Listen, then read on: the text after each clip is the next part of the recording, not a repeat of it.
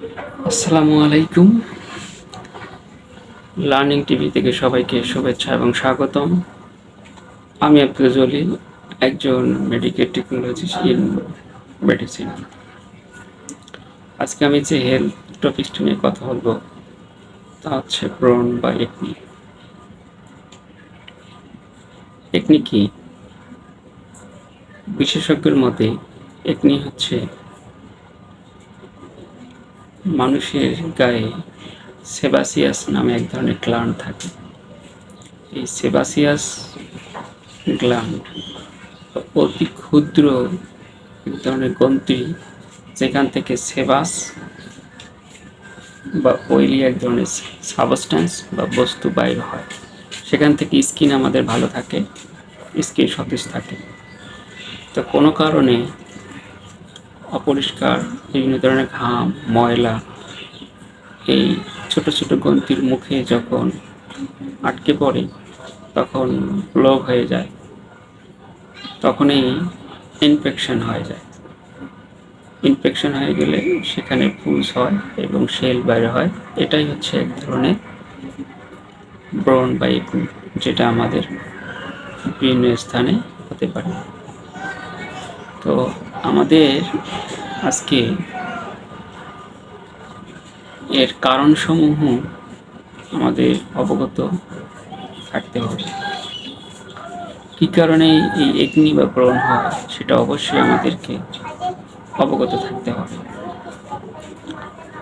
তো উল্লেখযোগ্য কয়েকটি কারণ, যেমন অধিক পরিমাণ দুশ্চিন্তা করা, পানি কম খাওয়া, শরীর থেকে ঘাম ঝরা ইত্যাদি হতে পারে।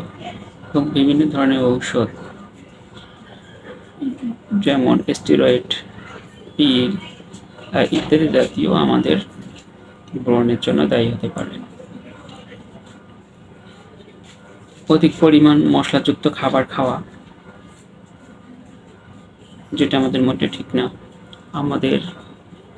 আমরা চিকন থাকলে একটু মোটা হতে চাই, মোটা হওয়ার ওষুধ খাওয়া পছন্দ করি, সেটা একটা কারণ। আর গরুর মাংস খাবো, কিন্তু অধিক পরিমাণ গরুর মাংস খাওয়া ব্রণের জন্য কারণ হতে পারে। রাত জেগে মোবাইল দেখা, টেলিভিশন দেখা ইত্যাদি ব্রণের কারণ। আর প্রস্রাব পায়খানাকে ঠিক রাখা, প্রস্রাব পায়খানা কখনোকে আটকিয়ে রাখা যাবে না। আটকিয়ে রাখা এটা একটা ব্রণের জন্য বিশেষ দায়ী। তো আমাদের প্রস্রাব পায়খানা আটকিয়ে না রাখা, এটা আমাদের জন্য, শরীরের জন্য, স্কিনের জন্য ভালো। বিভিন্ন ধরনের কর্টিসল, স্টেরয়েড হরমোনের গোলমাল বা গোলযোগের কারণে আমাদের ব্রণ হয়ে থাকে। তো অনেক কারণ আছে, তার মধ্যে আমি উল্লেখযোগ্য কারণ বললাম। আর সবচেয়ে বড় বিশেষ যে কারণটি হচ্ছে, আমরা আমাদের স্কিনকে ভালো রাখার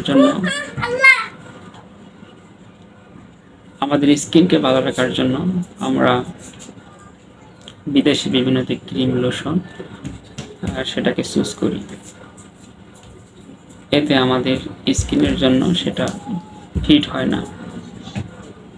আমাদের মুখে ব্যবহারের কারণে এই ব্রণ হয়ে যায়, বা আমরা অনেক ধরনের মেকআপ ব্যবহার করি, সেটাও মোটেও ঠিক না। কারণ অনেক ধরনের ক্ষার, অনেক ধরনের অ্যাসিড সেখানে সরাসরি প্রয়োগ করানো হয়।